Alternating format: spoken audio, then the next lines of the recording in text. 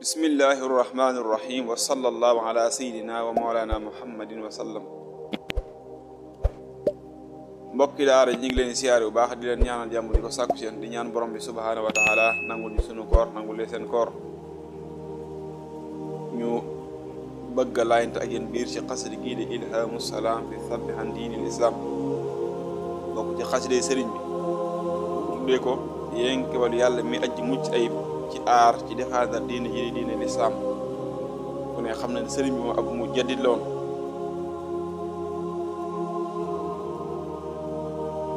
fii la tàmbale alhamdu cant lillahi ñeexal na yàlla alal imaani ci xéwalu gëm yàlla suma alal islaami topp xéwalu lislaam wal ihsaani ak rafetal. diine day composé wa si ñett yi mi al iman al islam al ihsan. iman buñ ko waxee mooy nga gëm yàlla ak li ci aju. islam buñ ko waxee mooy nga wéyee santaane yàlla ci kaw suuf mooy li la borom bi digal nga koy def lim na tere nga koy bàyyi waaw. al ihsan mooy lim la digal nga fexe ba koy rafetal boo koy def xam ne borom baa ngi lay gis doon teew gisoo ko mu lay gis. sëriñ bi ne maa ngi sant borom bi subhanahu wa taala si xéwal gu màgg gii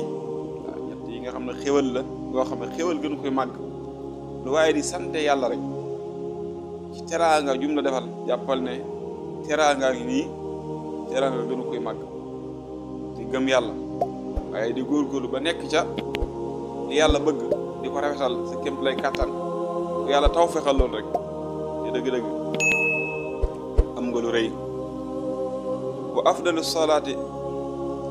gën di dooli teral wa salaam ak wóolu ala shafii yaa nekk sa aji rabu sababil anaami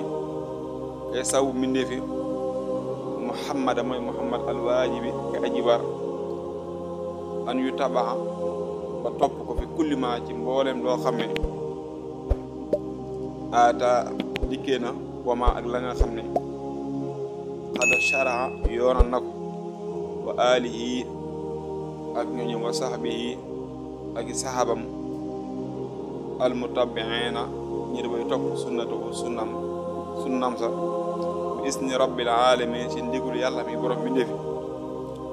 maa suyira fii mujjle al abraaru way baaxe li naimi jëm ci aljana wa suyirata mujjle al fujaaru kàccoori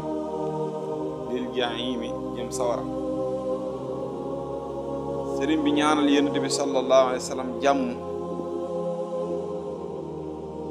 ak teraanga yonent bi nga xam ne mooy aji ramu seen bis buñ demee ba taxawaay ba métti yonent bi sallam mooy xeet li jàmm ñi foofu ci ndigalu borom yonent bi nga xam ne ti moo sababu mbindee fi am dañuy wax ne lu yàlla sàkk da ko sàkk ngir jëm yonent bi yàlla sàkk ngir boppam ci benn xadis bu siiw doon da bari na ay wax waaye ñuy jàpp luy sëriñ bi wax ju dëgër la wax doonu koy dëgër kooku mooy yonent bi sallallahu alayhi wa sallam mi nga xam ne daa war ñu topp ko lépp loo xam ne indil nañu ko wa ma ataakum wa rasulu fa xusuuhu waaye ak lépp loo xam ne yoonal na ko xam ne wa ma yantiqu anil hawa du waxee bakkanam lépp lu wax rek da ko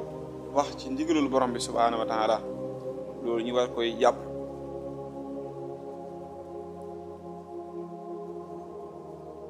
ñaan googu mu ñaanalal ci ñooñ yonent bi sallallahu alayhi wasallam ak saxaaba yi nga xam ne dañoo toppoon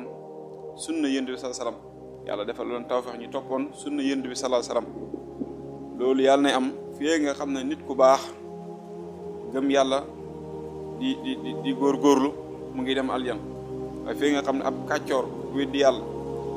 di jalgati def lu ko neex mu ngi dem sawara xéewal googu ak jàmm bu yàlla nekk yéen sa sax wa faasa te texe man ka nga xam ne sabba aar na anil islaami wal islam bi nayli ridwaanin ci am ngërëm mina salaami mu tukkee ci yàlla mi aji mujj lay